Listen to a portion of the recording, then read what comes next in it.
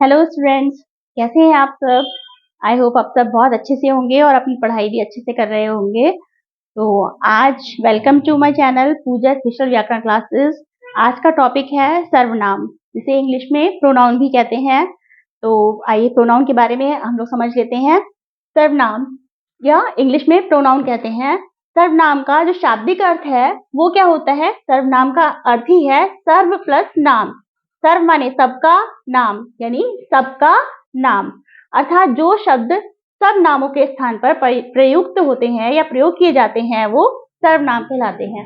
मतलब सभी संज्ञा शब्दों के स्थान पर हम जो शब्द प्रयोग करते हैं वो सर्वनाम कहलाते हैं।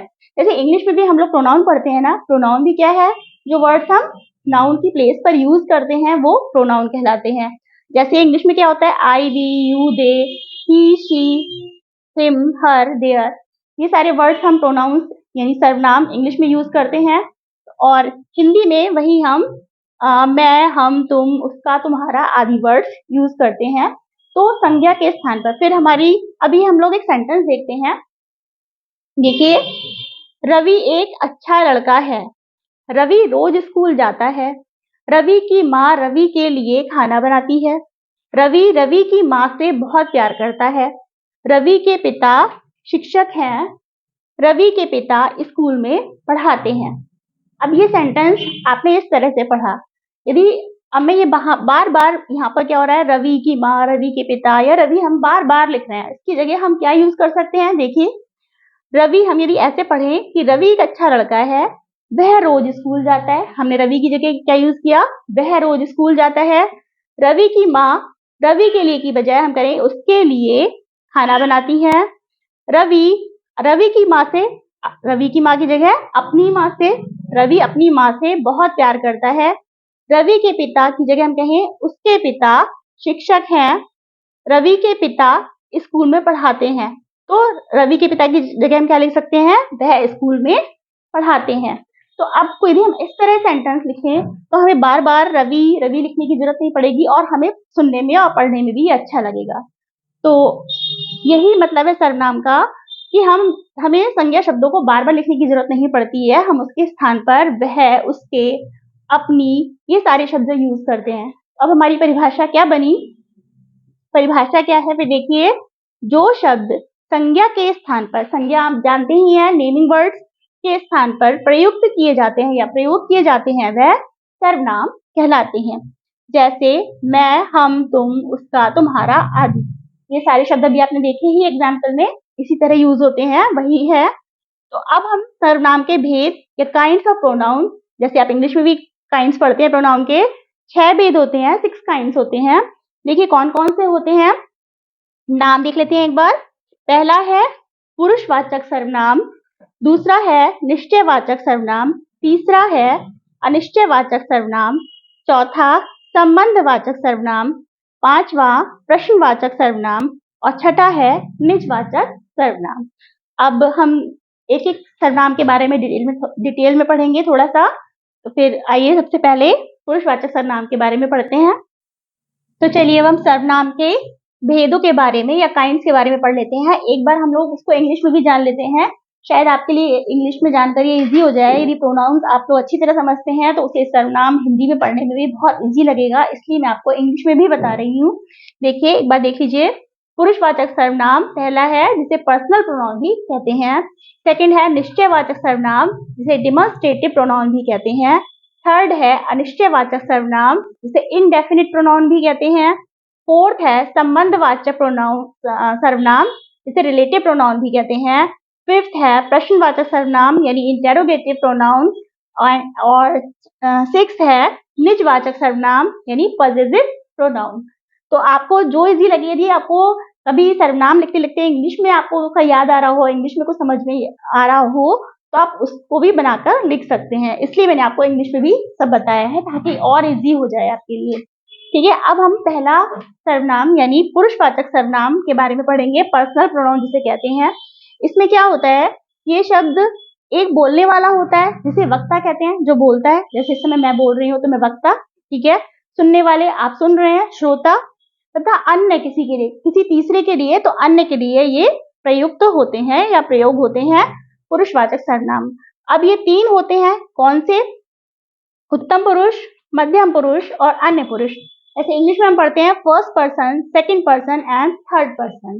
फर्स्ट पर्सन में हम लोग क्या पढ़ रहे हैं? आई वी, यानी बोलने वाला या लिखने वाला जो अपने लिए प्रयोग करता है, जैसे कि मैं, हम, मैं बोल रही हूँ या मैं पढ़ा रही हूँ, या हम सब खेलने जाते हैं, तो ये मैं, हम क्या हो गया? उत्तम पुरुष यानी फर्स्ट पर्सन।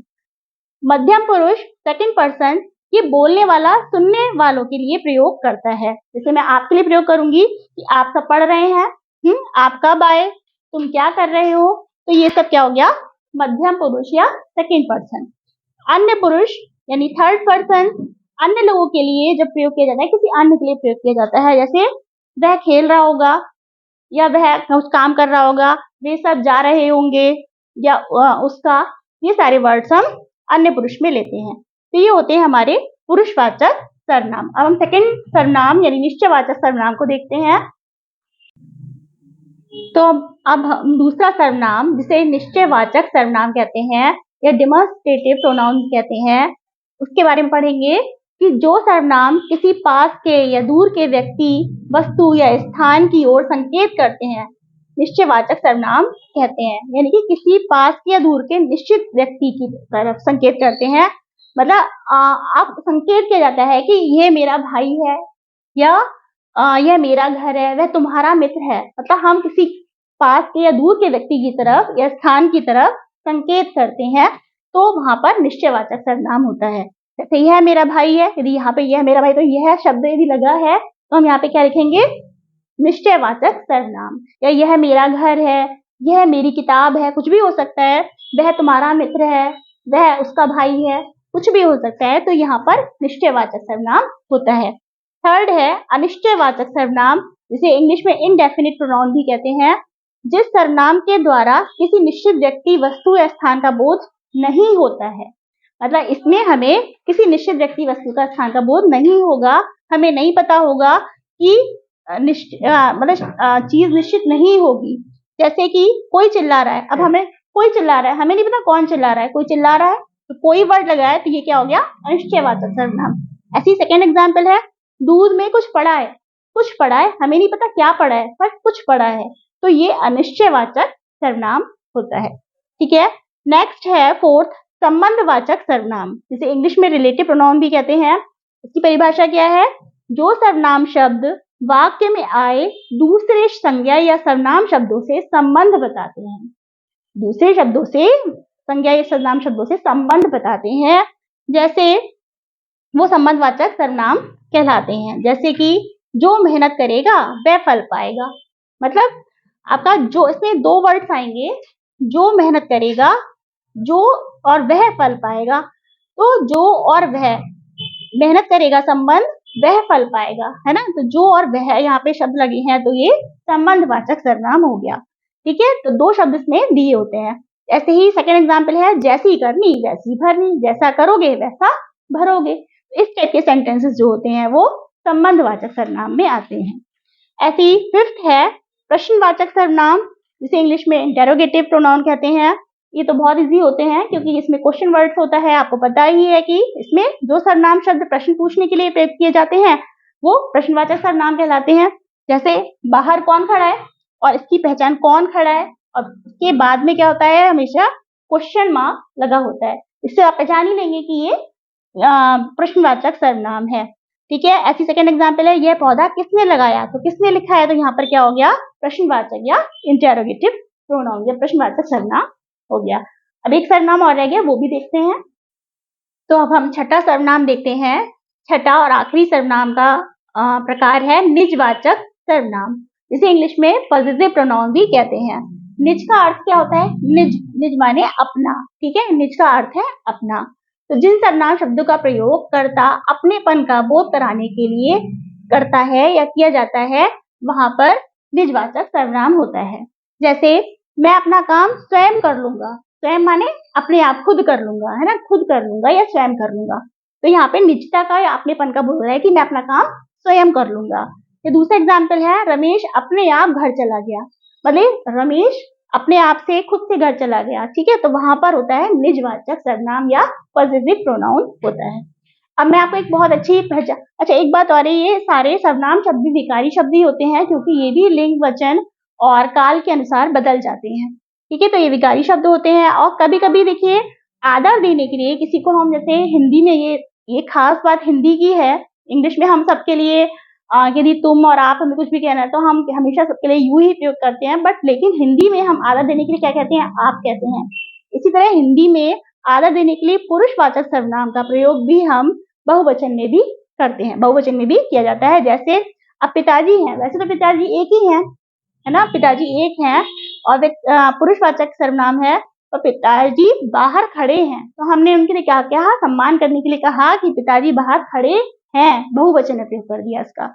ऐसे ही आप कब लौटेंगे, मतलब आप एक ही व्यक्ति से बात कर रहे हैं, बट हम क्या कह रहे हैं, आप कब लौटेंगे, किसी बड़े से बात कर रहे हैं, तो आदर देने के लिए कभी कभी हम इस तरह से बहुवचन का प्रयोग भी करते हैं। अब एक बहुत अच्छी मैं आपको पहचान बताने वाली हूँ सभी के लिए, ताकि एक सिंपल सी पहचान है, इसको आप ध्यान रखिएगा जरूर से सर्वनाम के लिए, पहचानने के लिए, क्योंकि हमेशा एग्जाम में जब भी सर्वनाम दिया जाता है तो आपको सर्वनाम पहले वर्ड्स भी पूछते हैं और उसके बाद सर्वनाम कौन सा सर्वनाम है, सर्वनाम का कौन सा काइंड है, कौन सा भेद है, ये जरूर पूछा जाता है। तो इसमें कुछ पहचान आप याद रखिएगा। देखिए यदि मैं लिखा हुआ है तो क्या होगा, मैं, हम वगैरह, जो भी एक सिंपल मैंने एक एक वर्ड लिखा है ताकि आपको पहचान याद रहे। मैं लिखा है तो क्या हो गया, उत्तम पुरुषवाचक सर्वनाम। तू, तुम, तुम्हारा, तो यहाँ पर क्या हो जाएगा, मध्यम पुरुषवाचक सर्वनाम। एक रिवीजन है आपका। थर्ड है, यदि यह वह लिखा हुआ है तो वहां पर अन्य पुरुषवाचक सर्वनाम, किसी अन्य व्यक्ति के लिए हम बात करते हैं, वह वगैरह, यह वह, तो वहां पर अन्य पुरुषवाचक सर्वनाम हो जाएगा। फिर यह वह एक और चीज है, निश्चयवाचक सर्वनाम में भी आता है, बट अभी अंतर क्या है, मैं आपको अभी अंतर भी बताऊंगी कि अन्य पुरुषवाचक सर्वनाम में और निश्चयवाचक सर्वनाम में दोनों में ही यह वह आ रहा है, लेकिन अंतर क्या है, आपके मन में आ रहा होगा ये बात। तो देखिए यह वह अन्य पुरुषवाचक सर्वनाम में क्या है, हम किसी व्यक्ति के लिए कहते हैं कि वह बाहर खड़ा है या वह बाहर से आया है, ठीक है, इसलिए व्यक्ति के बारे में बात कर रहे हैं, व्यक्ति, स्थान वगैरह के बारे में। और यहाँ पर निश्चयवाचक सर्वनाम किसी चीज की ओर हम संकेत करके कहते हैं, किसी चीज के, कि ये मेरा घर है, ये मेरी वस्तु है, ये मेरी पेंसिल है, वह मेरी किताब है, तो वहां पर निश्चयवाचक सर्वनाम होता है, ठीक है। नेक्स्ट है, कोई कुछ लिखा है तो वहां पर क्या होगा, अनिश्चयवाचक सर्वनाम। कोई आ रहा है, कोई जा रहा है, कुछ पड़ा है, ये सब अनिश्चयवाचक सर्वनाम में हो गया। कौन, क्या, ये तो पता ही है आपको, प्रश्नवाचक सर्वनाम हो गया। जो और सो, जिन सर्वनाम में जो खाएगा तो ऐसा करेगा, या जो मेहनत करेगा सो फल पाएगा, जैसा करोगे वैसा भरोगे, इस तरह के सेंटेंस जो है वो संबंधवाचक सर्वनाम में आते हैं। नेक्स्ट लास्ट है, स्वयं या अपने का सेंस जिसमें आता है वहां पर निजवाचक सर्वनाम होता है। तो मैंने ये 6 सर्वनाम की आपको एक बार फिर से पहचान बता दी है, फिर से रिवीजन करा दिया है। अब कुछ 5 सेंटेंस देख लेते हैं पहचान के लिए, और फिर आपका सर्वनाम जो है चैप्टर कंप्लीट हो जाएगा।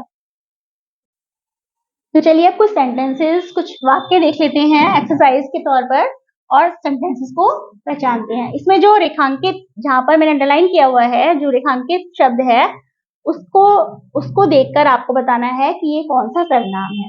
तो कुछ उदाहरण देख लेते हैं, कुछ एग्जाम्पल्स हैं। जैसे हम दिल्ली से आए हैं, अब इसमें हम पर मैंने अंडरलाइन किया है, तो हम ये कौन सा नाम हुआ, आपको पता है, मैं, हम किस में आता है, उत्तम पुरुषवाचक सर्वनाम में। वैसे तो देखिए 6 भेद होते हैं सर्वनाम के, पुरुषवाचक सर्वनाम में, लेकिन यदि पुरुषवाचक सर्वनाम में भी आपसे भेद पूछा जाता है कि कौन सा पुरुषवाचक है, कि उत्तम पुरुष है, कि मध्यम पुरुष है, कि अन्य पुरुष है, तो आप इसमें उत्तम पुरुषवाचक सर्वनाम लिखेंगे, ठीक है, हम आपको पता ही है। सेकेंड एग्जाम्पल है, जिसकी लाठी उसकी भैंस। अब इसमें जिसकी और उसकी आ गया, ये क्या हो गया, संबंधवाचक सर्वनाम। थर्ड है, कौन रो रहा है, कौन को अंडरलाइन किया है, कौन रो रहा है, क्वेश्चन पूछा जा रहा है, कौन पे वह लगा हुआ है, तो प्रश्नवाचक सर्वनाम हो गया ये। नेक्स्ट है, दाल में कुछ गिर गया है, कुछ गिर गया है, हमें नहीं पता, तो अनिश्चयवाचक सर्वनाम। नेक्स्ट है, ये हमारे गिलास हैं, पॉइंट आउट कर रहे हैं, संकेत कर रहे हैं कि ये हमारे गिलास हैं, ये कौन सा सर्वनाम हो गया, निश्चयवाचक सर्वनाम। नेक्स्ट है, रानी स्वयं पढ़ लेगी, रानी स्वयं पढ़ लेगी यानी रानी अपने आप पढ़ लेगी, तो यहाँ पर क्या हो गया, निजवाचक सर्वनाम। नेक्स्ट है वह पुस्तक पढ़ रहा है।